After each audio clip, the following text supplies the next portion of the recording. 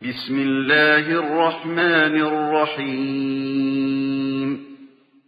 إن الحمد لله نحمده ونستعينه ونستغفره ونعوذ بالله من شرور أنفسنا ومن سيئات أعمالنا من يهده الله فلا مضل له ومن يضلله فلا هادي له وأشهد أن لا إله إلا الله وحده لا شريك له وأشهد أن محمدا عبده ورسوله أما بعد قال الله تعالى في القرآن العظيم الفرقان المجيد أعوذ بالله من الشيطان الرجيم يا أيها الذين آمنوا اتقوا الله حق تقاته ولا تموتن إلا وأنتم مسلمون وقال أيضا يا أيها الناس اتقوا ربكم الذي خلقكم من نفس واحدة وخلق منها زوجها وبث منهما رجالا كثيرا ونساء واتقوا الله الذي تساءلون به والأرحام إن الله كان عليكم رقيبا وقال أيضا يا أيها الذين آمنوا اتقوا الله وقولوا قولا سديدا يصلح لكم أعمالكم ويغفر لكم ذنوبكم ومن يطع الله ورسوله فقد فاز فوزا عظيما فإن أصدق الحديث كتاب الله وخير الحديث هدي محمد صلى الله عليه وسلم وشر الأمور محدثاتها وكل محدثة بدعة وكل بدعة ضلالة وكل ضلالة في النار اللهم صل على محمد وعلى آل محمد كما صليت على إبراهيم وعلى آل إبراهيم إنك حميد مجيد اللهم بارك على محمد وعلى آل محمد كما باركت على إبراهيم وعلى آل إبراهيم إنك حميد مجيد வார்த்தைகளில் சிறந்தது அல்லாஹுடைய வார்த்தை என்றும் வழிகாட்டுதலில் சிறந்தது நபிகள் நாயகம் ஸல்லல்லாஹு அலைஹி வஸல்லம் அவர்களுடைய வழிகாட்டுதல். காரியங்களில் மிக மிக கெட்டது மார்க்கத்தில் புதிதாக ஏற்படுத்தப்பட்டவை. மார்க்கத்தில் புதிதாக ஏற்படுத்தப்பட்ட ஒவ்வொன்றும் பித்அத்துகள், ஒவ்வொரு பித்அத்தும் வழிகேடுகள். வழிகேடுகள் அனைத்தும் நரகில் கொண்டு போய் சேர்க்கும் என்று நபிகள் நாயகம் ஸல்லல்லாஹு அலைஹி வஸல்லம் அவர்கள் இந்த மனித சமூகத்தை அச்சமூட்டி எச்சரிக்கை செய்ததை இந்த தருணத்தில் நினைவுபடுத்த நானும் கடமைப்பட்டிருக்கிறேன். அன்பிற்கினிய எல்லாம் வல்ல அல்லாஹுவின் நல்லடியார்களே, இமாம் அவர்கள் இந்த ஹுத்துபாவிலே பாதுகாப்பை குறித்தும் மன அமைதியை குறித்தும் நமக்கு உரையாற்றினார்கள். அல்லாஹுவின் அடியார்களே, அல்லாஹுவை அஞ்சிக் கொள்ளுங்கள்.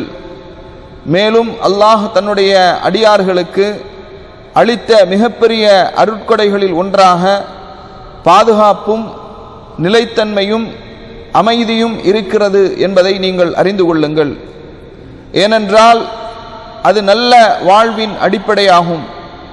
நாடுகள் வளர்ச்சி அடைவதற்கு மிகப்பெரிய காரணமாகும்.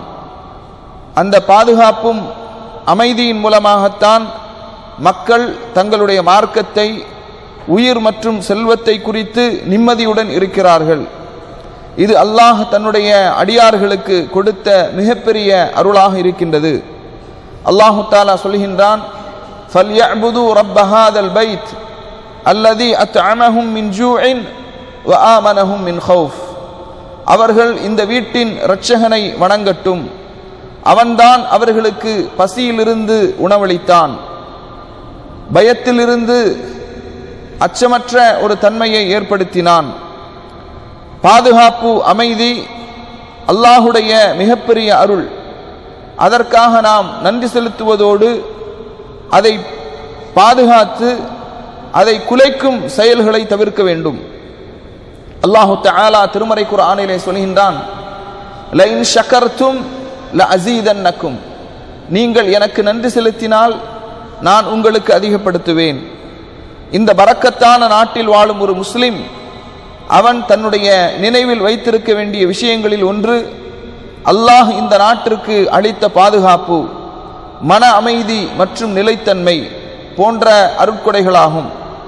மேலும் மக்களின் ஒற்றுமை, ஒருமித்த நிலை, அல்லாஹுவின் சட்டத்தை நடைமுறைப்படுத்துவதற்கான ஏற்பாடுகள், இரு புனித ஹரம்களை மக்கா மற்றும் மதீனாவை சேவை செய்வதற்கான வாய்ப்பு ஆகியவை அல்லாஹ் வழங்கிய மிகப்பெரிய அருட்கொடைகளாகும். இவை அனைத்தும் மிகப்பெரிய அருள்களாக பார்க்கப்படுகிறது. அவற்றுக்காக அல்லாஹ்வுக்கு இதயத்தாலும் நாவாலும் செயலாலும் நன்றி செலுத்த வேண்டியது கட்டாயமாகிவிடுகிறது.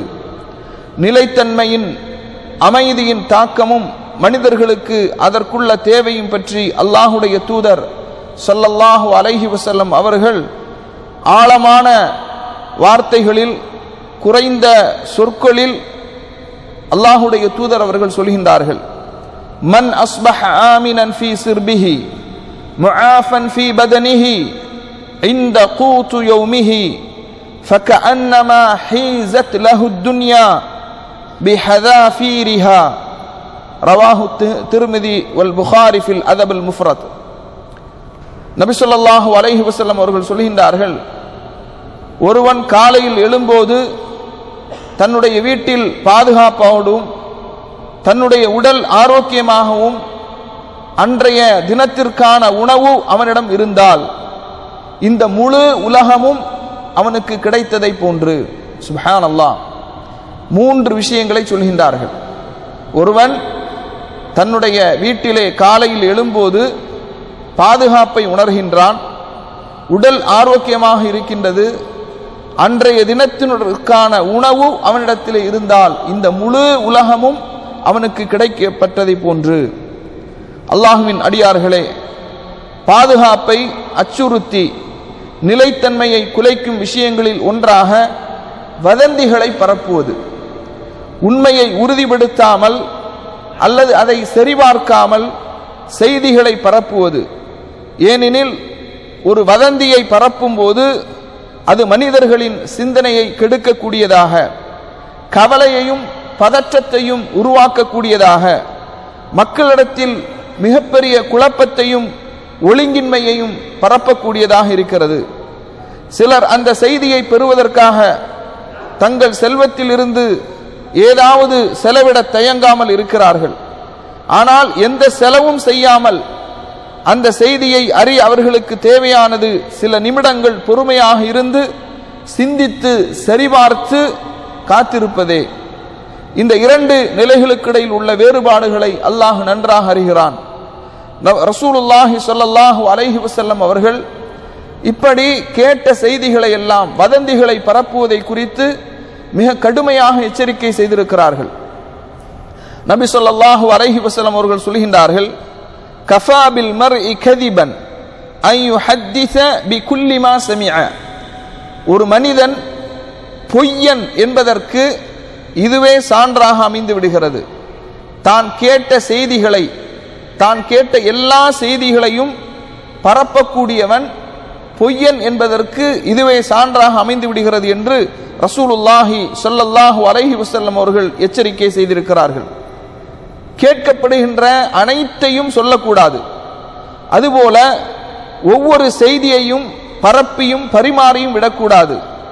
மாறாக ஒரு முஸ்லிமினுடைய கடமை இது போன்ற காலகட்டத்தில் உண்மைத்தன்மையை உறுதிப்படுத்தி சரிபார்த்து தன்னுடைய சொற்களை ஷரீஅத் மற்றும் அறிவின் திராசில் அவன் எடை போட்டு அதை பேச வேண்டும், எழுத வேண்டும்.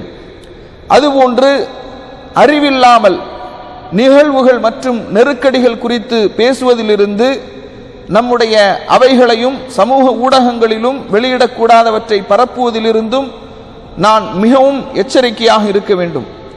ஏனென்றால் இப்படிப்பட்ட விஷயங்களை அறிவும் அனுபவமும் நிபுணத்துவமும் கொண்டிருக்கக்கூடியவர்கள், மேலும் அல்லாஹ் மக்களின் காரியங்களை யாரிடத்திலே பொறுப்பாக ஒப்படைத்திருக்கிறானோ அவர்கள்தான் இது குறித்து அவர்கள் பேசுவார்கள். அல்லாஹு தஆலா திருமறை குர்ஆனிலே சொல்கின்றான், وَإِذَا جَاءَهُمْ أَمْرٌ مِّنَ الْأَمْنِ أَوِ الْخَوْفِ أَذَاعُوا بِهِ وَلَوْ رَدُّوهُ إِلَى الرَّسُولِ وَإِلَى أُولِي الْأَمْرِ مِنْهُمْ لَعَلِمَهُ الَّذِينَ يَسْتَنبِطُونَهُ مِنْهُمْ. அல்லாஹு தஆலா சொல்கின்றான், பீதியோ அல்லது பாதுகாப்பை பற்றிய ஒரு செய்தி அவர்களுக்கு கிடைக்குமேயானால் உடனே அதை அவர்கள் பரப்பி விடுகிறார்கள்.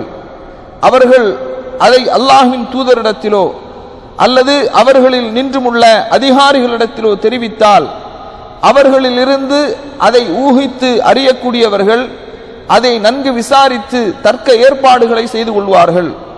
அல்லாஹுடைய கிருபையும் அவனுடைய அருளும் உங்கள் மீது இல்லாதிருந்தால் உங்களில் சிலரை தவிர மற்றவர்கள் ஷைத்தானையே பின்பற்றி இருப்பார்கள் என்று அல்லாஹு தஆலா திருமறை குர்ஆனிலே சொல்லி காட்டுகின்றான். அப்ப எந்த ஒரு செய்தி நமக்கு கிடைத்தாலும் அதை உடனடியாக நாம் என்ன செய்யக்கூடாது, பரப்பி விடக்கூடாது. நபி ஸல்லல்லாஹு அலைஹி வஸல்லம் அவர்கள் சொல்கின்றார்கள், மன் மின் ஹுஸ்னி இஸ்லாமி மர்இ தர்க்குஹு மா லா யஅனீஹி, மின் ஹுஸ்னி இஸ்லாமில் மர்இ தர்க்குஹு மா லா யஅனீஹி. ஒருவரின் இஸ்லாத்தின் சிறப்பான ஒரு தன்மை என்ன அப்படின்னா, அவருக்கு தொடர்பில்லாத சம்பந்தமில்லாத விஷயங்களை விட்டு அவன் விலகி விடுவதாகும் என்று நபி ஸல்லல்லாஹு அலைஹி வஸல்லம் அவர்கள் சொல்கின்றார்கள். ஏனென்றால் ஒரு நம்பிக்கையாளன் தன்னை தனது மார்க்கத்திற்கும் உலக வாழ்க்கைக்கும் பயனுள்ள விஷயங்களில் தன்னை முழுமையாக அவன் ஈடுபடுத்திக் கொள்வான். தனக்கு தேவையில்லாத தனக்கு தொடர்பில்லாத விஷயங்களை தவிர்த்து கொள்வான். இதன் மூலம் மற்றவர்களுக்கு உடல் உளைச்சலோ அல்லது பயமோ பரப்புவதற்கு காரணமாக இவன் இருக்க மாட்டான். நாம் எச்சரிக்கையாக இருக்க வேண்டிய ஒன்றுதான் பாதுகாப்பு சம்பந்தப்பட்ட நிகழ்வுகளை பற்றிய வீடியோக்களை எடுத்து காட்டுதல் அல்லது அவற்றை சமூக ஊடகங்களிலே பரப்புவது. இதனால் மக்களுக்கு மத்தியில் மிகப்பெரிய பயமும் பீதியும் பரவுகின்றது. தனி மக்களாக இருந்தாலும் பொதுமக்களாக இருந்தாலும் அவர்கள் சிரமங்களுக்கு ஆபத்துக்கு உட்படலாம். சில நேரங்களில் நாம் பரப்புகின்ற வீடியோக்களின் மூலமாக செய்திகளின் மூலமாக எதிரிகளுக்கு தங்கள் திட்டங்களை நிறைவேற்றுவதற்கு இது உதவியாக இருக்கும். அல்லாஹுவை பயந்து கொள்ளுங்கள், உங்களுடைய நாவுகளை பாதுகாத்துக் கொள்ளுங்கள், உங்களுக்கு தொடர்பில்லாத விஷயங்களை விட்டுவிடுங்கள். பாதுகாப்பும் நிலைத்தன்மையும் இந்த நாட்டிலே இருப்பதற்கு நீங்கள் உதவுங்கள். ஏனென்றால் பாதுகாப்பு அனைவருடைய பொறுப்பாக இருக்கின்றது. மக்கள் பாதுகாப்பை பெற்றால் மட்டுமே அவர்களுடைய வாழ்க்கை இனிமையானதாகவும் செழிப்பாகவும் பாதுகாப்பின் மறைவு அழிவுக்கு வழிவகுக்கக்கூடியதாக இருக்கின்றது. எனவே மக்களின் பாதுகாப்பை பெற்றால் மட்டுமே அவர்கள் வாழ்க்கை இனிதாகவும் செழிப்பாகவும் அமையும். ரசூலுல்லாஹி ஸல்லல்லாஹு அலைஹி வஸல்லம் அவர்கள் அப்போ கேள்விப்படுகின்ற செய்திகளை பரப்புவது, அதுபோன்று தனக்கு கிடைக்கின்ற பீதியான பயத்தை ஏற்படுத்தக்கூடிய செய்திகளை பரப்புவதை விட்டும் மக்களை தடை செய்திருக்கிறார்கள். அல்லாஹுவின் அடியார்களே, அல்லாஹுவை பயப்படுங்கள், அறிந்து கொள்ளுங்கள். தற்போதைய நிலையும் நிகழ்கால சூழலும் இவற்றை ஆழமாக நாம் சிந்திக்க வேண்டும். நம்முடைய குறைபாடுகள் மற்றும் அல்லாஹ்வுக்கு எதிராக நம்முடைய நடவடிக்கைகள், இதை குறித்து நம்மை நாமே சுய பரிசோதனை செய்து கொள்ள வேண்டும். நம்முடைய நட்பு வட்டாரத்தில், குடும்பத்தில், நம்முடைய சமூகத்திலே உள்ள குறைகளை திருத்துவதற்கு நாம் கடமைப்பட்டிருக்கிறோம். எந்த ஒரு சோதனையாக இருந்தாலும் அது இந்த உலகத்திலே நடைபெறுவதற்கு காரணம் நாம் செய்கின்ற பாவங்கள் தான். எனவே அல்லாஹ்விடத்தில் உண்மையாக பாவ மன்னிப்பு தேடுவோம்.